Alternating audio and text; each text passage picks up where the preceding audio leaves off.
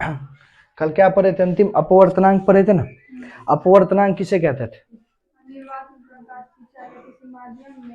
प्रकाश की चाल के अनुपात को अपवर्तनांक कहते थे, कहते ना। तो देखो, सबका अपवर्तनांक हम लोग तालिका में देखे थे। तो वायु का जो अपवर्तनांक होगा लगभग में 1 होता है। क्यों 1 होता है? जब उसका तुम अपवर्तनांक निकालने जाओगे, इफेक्टिव इंडेक्स मतलब निकालने जाओगे, तो निर्वात में और वायु में दोनों में अनुपात निकालोगे तो दोनों का मान एक ही होगा। मुक्त आकाश में और वायु में लगभग मान बराबर होता है, कुछ का डिफरेंस होता है। जो तुमको वायु का दिया 1.0003 समथिंग लाइक दैट, लगभग इसको एक ही बोलेंगे कि नहीं? अप्रोक्सीमेटली क्या बोलोगे इसको? एक। तो निर्वात में प्रकाश की चाल बटे वायु, माध्यम में क्या है? वायु। दोनों का लगभग सेम ही होता है कि नहीं होता है? दोनों में प्रकाश की गति सेम ही होती है। तो उस माध्यम से हमारा वायु का क्या हो जाता है? अपवर्तनांक लगभग 1 हो जाता है। तो वायु का अपवर्तनांक लगभग 1 है। लगभग 1 क्यों बोल रहे हैं?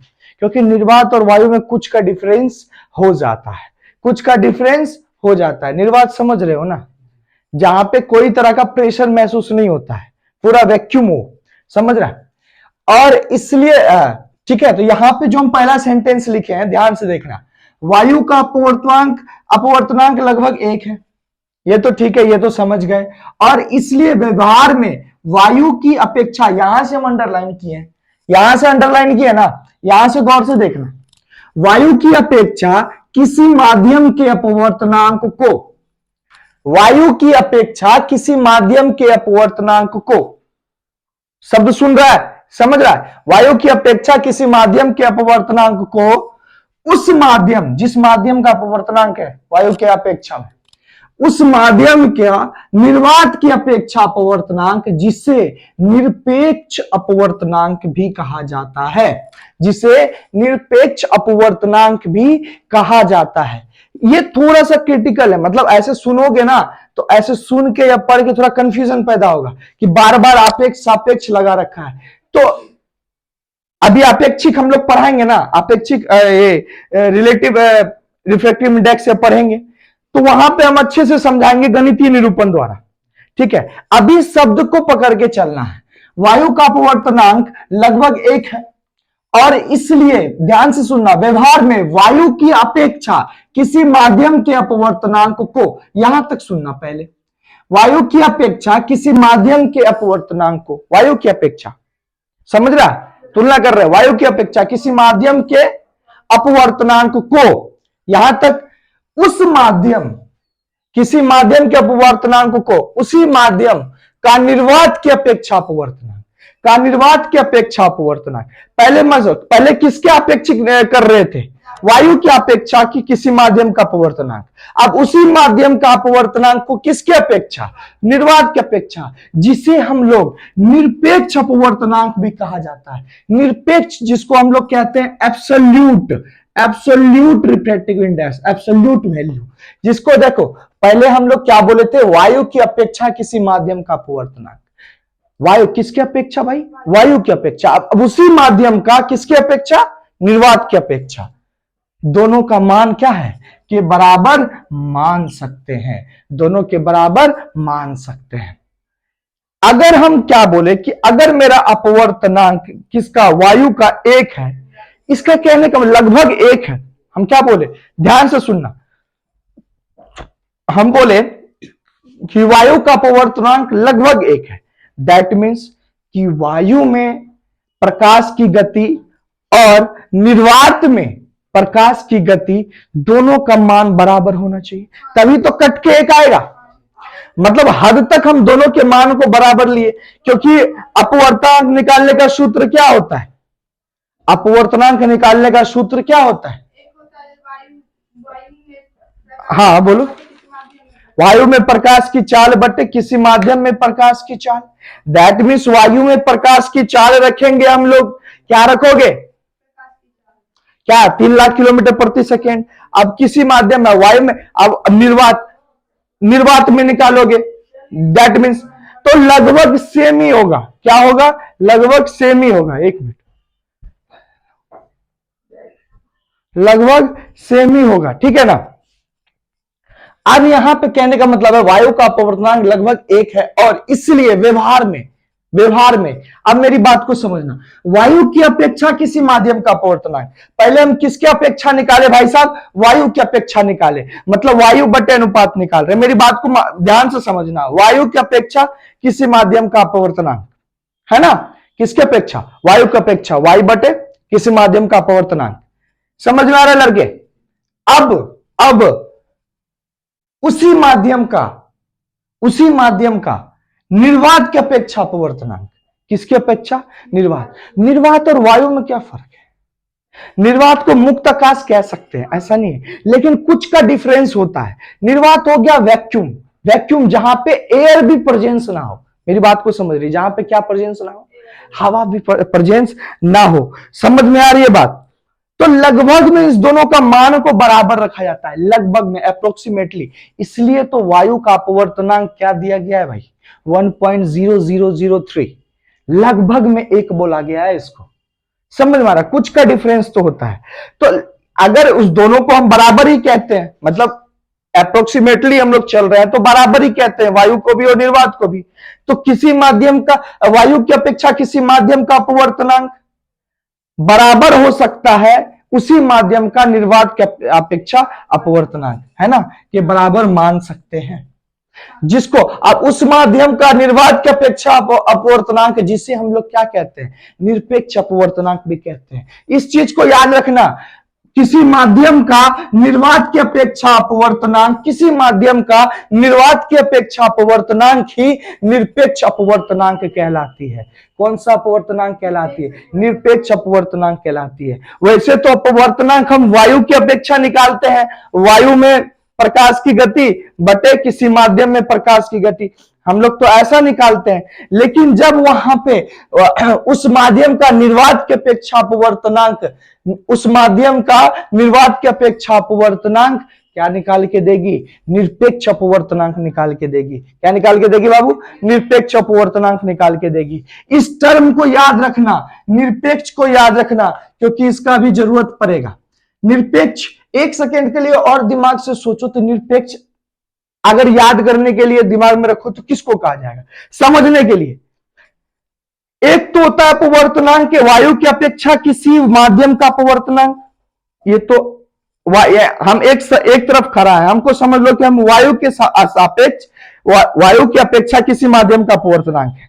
अब हम इस साइड है निर्वात की अपेक्षा, उसी माध्यम का निर्वात की अपेक्षा, उसी माध्यम का निर्वात की अपेक्षा अपवर्तनांक है, वहां वायु यहां निर्वात, दोनों का मान बराबर मान सकते हैं, कि बराबर मान सकते हैं, है कि नहीं, कि बराबर मान सकते हैं।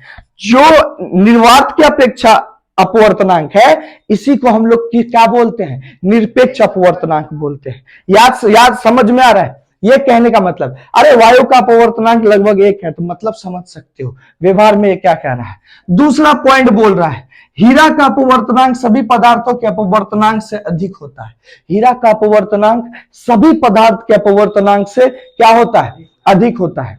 होता है कि नहीं होता है, सभी होता है। तुम चार्ट में देख लो, हीरा का अपवर्तनांक यानी क्या, इक्वल टू 2.42 है। जिस पदार्थ का अपवर्तनांक जितना ज्यादा, उसमें डेविएशन उतना ज्यादा। समझ में आ रहा है, जिस पदार्थ का अपवर्तनांक जितना ज्यादा होगा, उसमें मुड़ाव या झुकाव सबसे ज्यादा होगा। लेकिन जिस पदार्थ का अपवर्तनांक कम होगा, जितना कम होगा, प्रकाश की गति उस माध्यम में, उस पदार्थ में उतनी ही ज्यादा होगी। क्योंकि पानी का होता है 1.33, पानी से भी कम वायु का लगभग 1 होता है। तो प्रकाश की गति सबसे अधिक किसमें होती है, वायु में।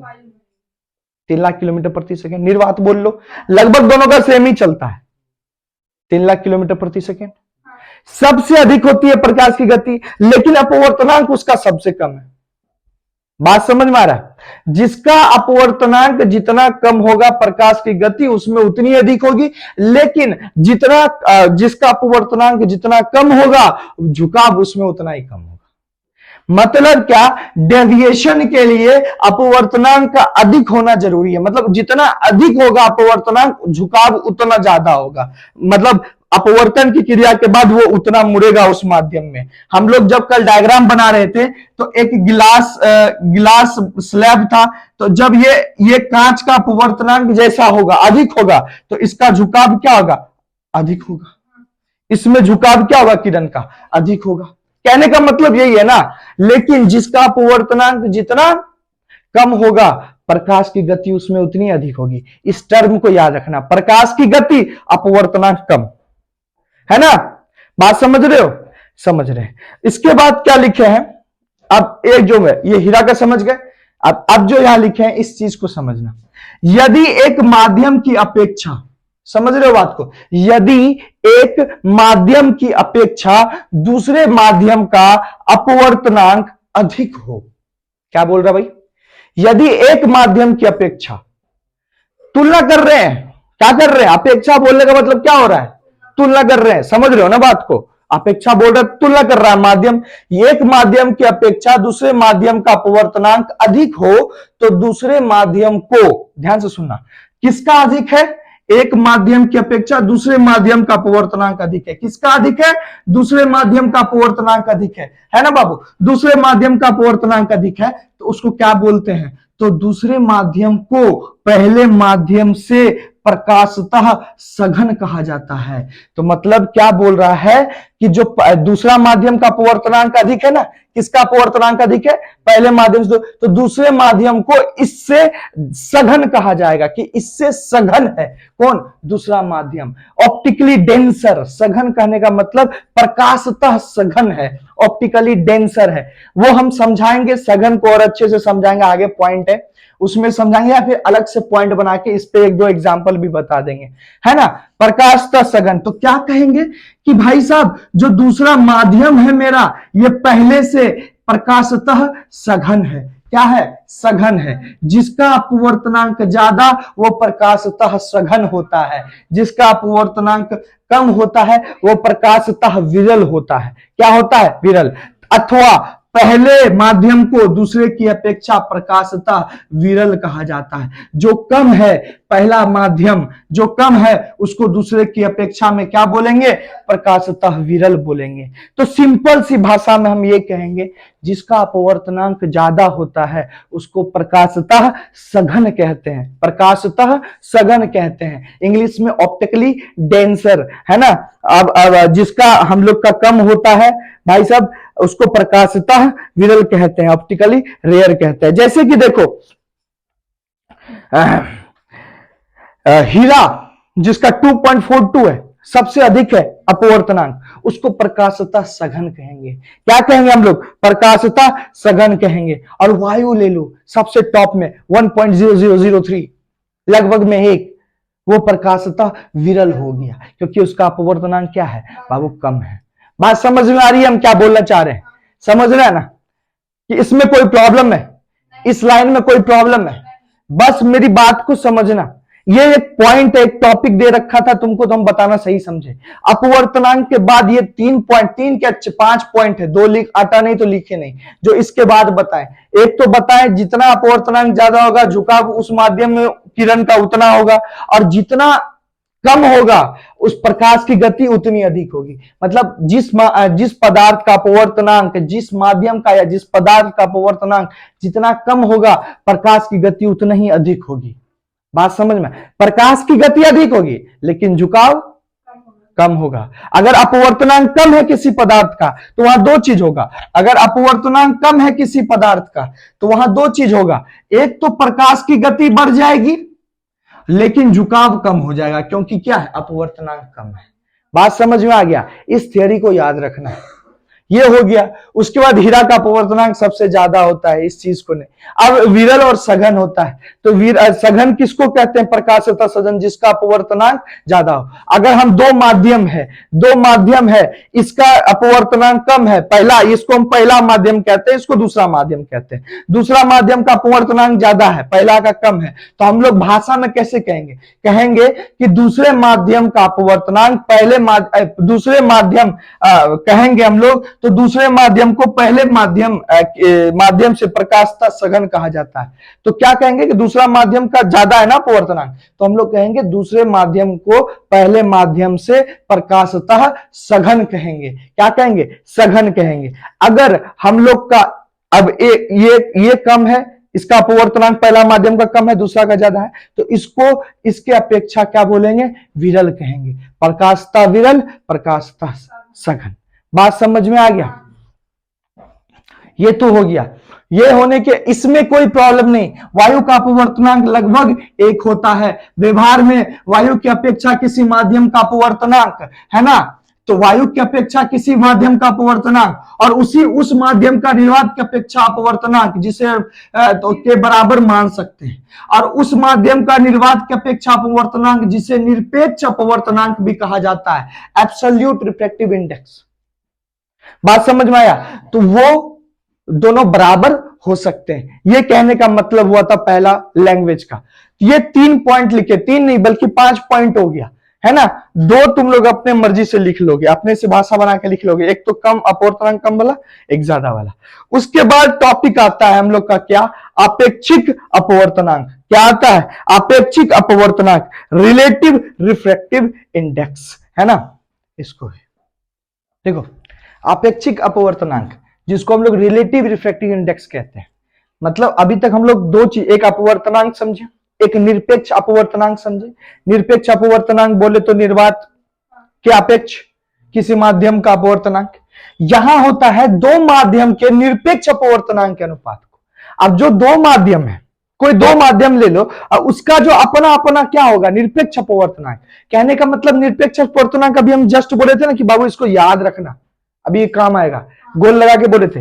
निरपेक्ष अपवर्तनांक मान के चलो कि कोई 2 माध्यम है, कोई सा भी 2 माध्यम होगा, ठीक है। उस दोनों का अपना एक निरपेक्ष अपवर्तनांक होगा ना, मतलब उसको किसके सापेक्ष कर दे? निर्वात के सापेक्ष।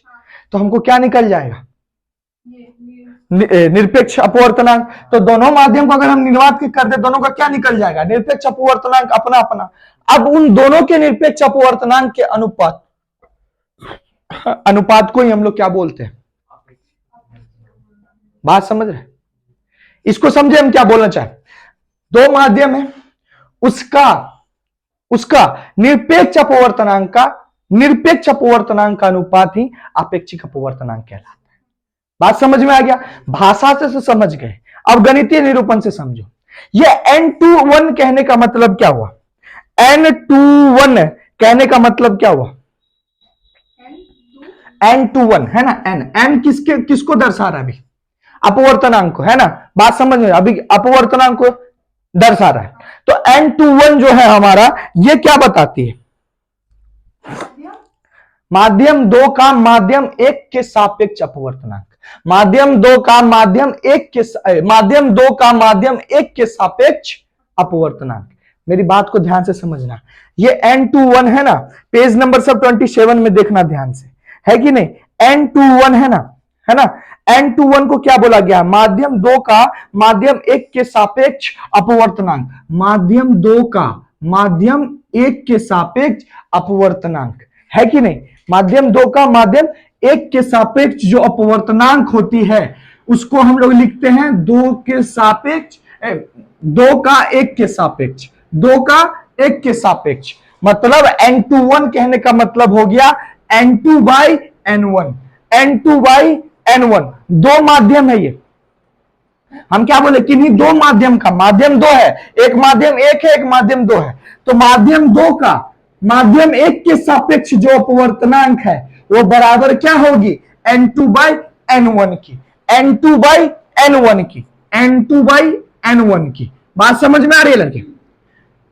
अब इसको कहने का मतलब हो गया कि ये तो हो गया 2 के सापेक्ष 1 की, अब N12 भी हो सकता है 1 के सापेक्ष, है ना। 1 का अपवर्तनांक 2 के सापेक्ष, यहां 2 का अपवर्तनांक 1 के सापेक्ष था, तो यहां 1 का अपवर्तनांक 2 के साथ, तो N1 बाई N2 हो जाएगा।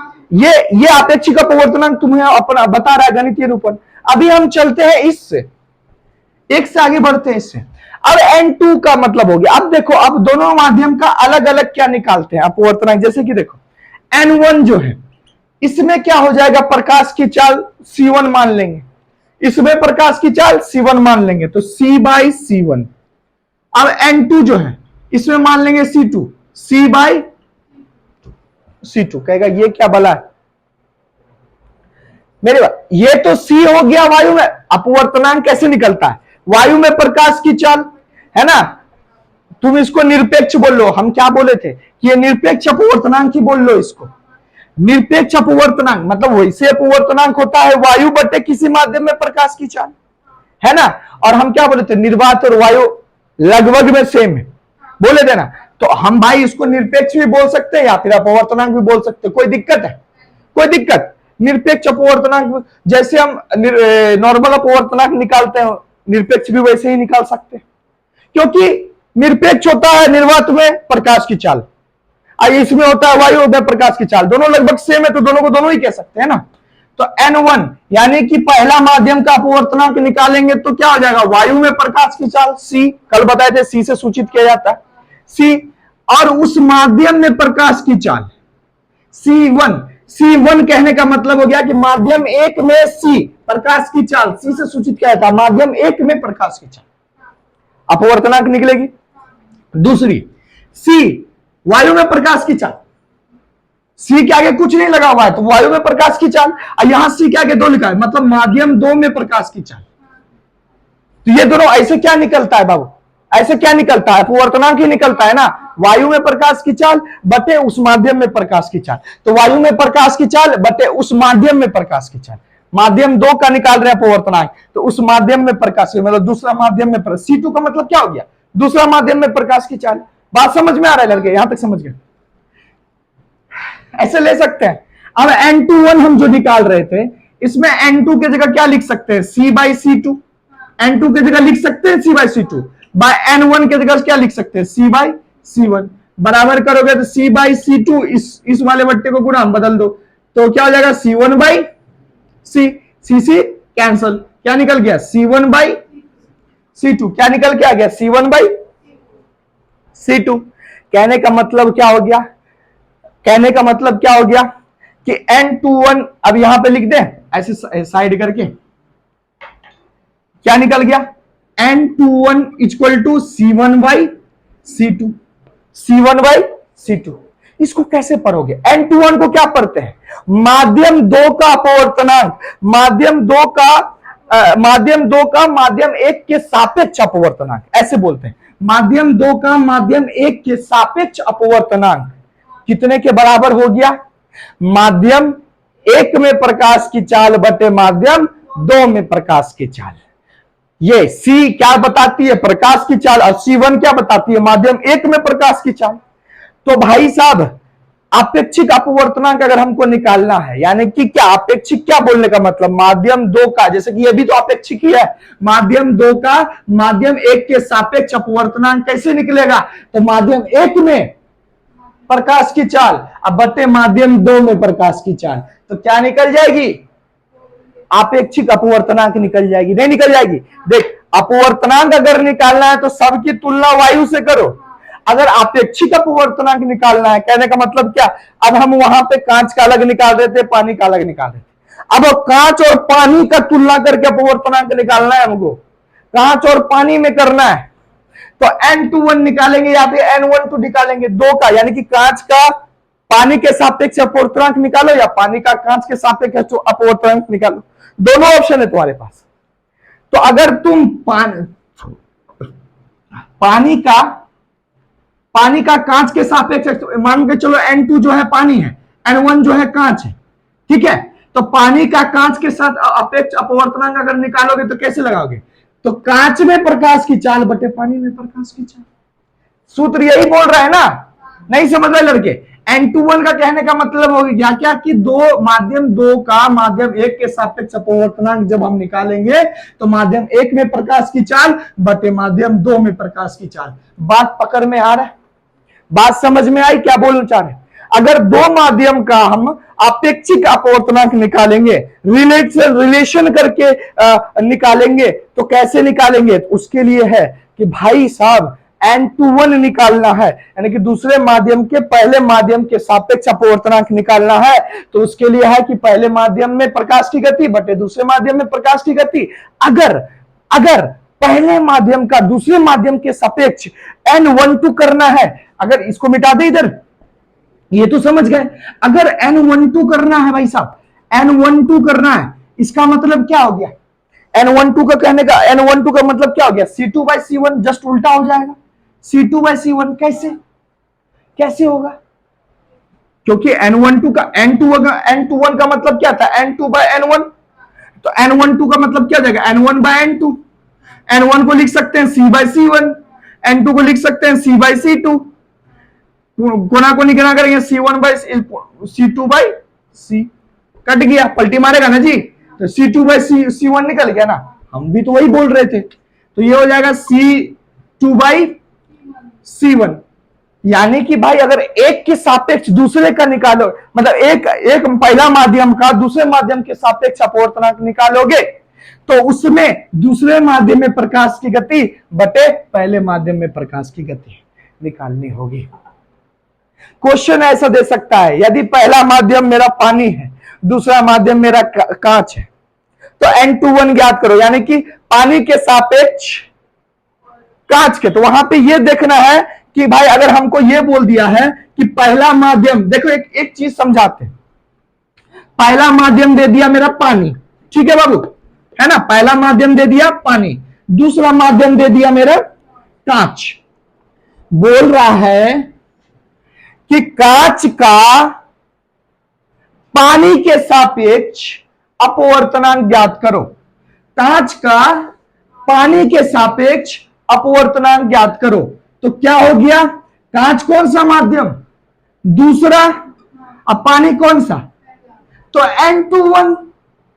N21 मतलब कांच का पानी के सापेक्ष अपवर्तनांक, तो N21 होगा कि नहीं? और N21 का क्या होता है भाई? C1/C2। C1 क्या? पानी, यानी कि पानी में प्रकाश की चाल बटे कांच में प्रकाश की चाल, जो वैल्यू निकल के आएगी वो हो जाएगा अपेक्षित फलन। अब समझ में आया? समझ में आ गया? क्वेश्चन आ सकता है ऐसे। अपेक्षित अपवर्तनांक में कोई दिक्कत नहीं। अब अगर एक चीज है, ये दोनों चीज निकल गया, हमारे पास N21 भी निकल गया और N12 भी निकल गया, इसको समीकरण 1 मान लो, इसको समीकरण 2 मान लो। मेरे बात को समझे? C2/C1 मान लिए। अब क्या करना है? अगर हम बोले कि समीकरण 1 और 2 से, 1 और 2 से, तो N21 या गुना करने पर जो भी बोलो, N21 गुना N12 क्या हो जाएगा बाबू? N21 गुना N12, तो N21 C1/C2 गुना C2/C2 कितना आ गया? 1 आ गया। यानी कि कितना आ गया? N1 कितना आ गया भाई साहब? सॉरी N21 गुना N12 कितना आ गया? 1। N21 गुना N12 कितना आ गया? 1। यानी कि N12 अगर निकालते हो तो 1/N21, 1/N21। इसका कहने का मतलब क्या हो गया? इसका कहने का मतलब हो गया माध्यम 1 का माध्यम 2 के सापेक्ष अपवर्तनांक जब निकालेंगे ये बराबर हो जाएगा 1 बटे माध्यम 2 का माध्यम 1 के सापेक्ष अपवर्तनांक। क्या मेरा बात समझा? दोनों इनवर्सली प्रोपोर्शनल है। इनवर्सली प्रोपोर्शनल मतलब क्या? डायरेक्ट बराबर नहीं है, 1 बटा, दोनों का मतलब समझ रहे हो ना? ये हो गया माध्यम 2 माध्यम 1 के सापेक्ष अपवर्तनांक, माध्यम 1 का माध्यम 2 के सापेक्ष अपवर्तनांक। तो हम क्या पाए समीकरण 1-2 से कि माध्यम 2 का माध्यम 1 के सापेक्ष अपवर्तनांक या फिर माध्यम 1 का माध्यम 2 के सापेक्ष अपवर्तनांक बराबर है 1 बटे माध्यम 2 का माध्यम 1 के सापेक्ष अपवर्तनांक। या फिर तुम इतना निकालोगे तो ये बटे में चल जाएगा। तो दोनों इनवर्सली प्रोपोर्शनल है। प्रोपोर्शनल नहीं कह सकता है क्योंकि यहां कांस्टेंट वैल्यू नहीं आएगा। प्रोपोर्शनल कहने का मतलब यहां कांस्टेंट वैल्यू आ जाएगा। तो दोनों बराबर है। कैसे बराबर है? 1 बटे करके। बात समझ में आ गया लड़के? दोनों का सूत्र तुम्हारे पास है, कैसे निकालोगे उदाहरण देके बता दिए, ठीक है। अब अगर तुमसे रिश्ता पूछ लिया कि N21 और N12 में क्या रिश्ता है, रिलेशन पूछ दिया कि N21 और N12 में क्या रिश्ता है, तो तुम यही रिश्ता निकाल के बताओगे। एक को इसको मान लोगे समीकरण 1, इसको मान लोगे समीकरण 2, दोनों को कर दोगे गुना, गुना करके दोनों का वैल्यू पुट करके काटोगे, एक आएगा रिलेशन। ये रिलेशन ही तो बता रहा है ना, संबंध ही तो बता रहा है N21 और N12 में। समझ में आया? व्युत क्रम में एक दूसरे, कोई दिक्कत? ये हो गया तुम्हारा अपेक्षिक अपवर्तनांक खत्म। ठीक है।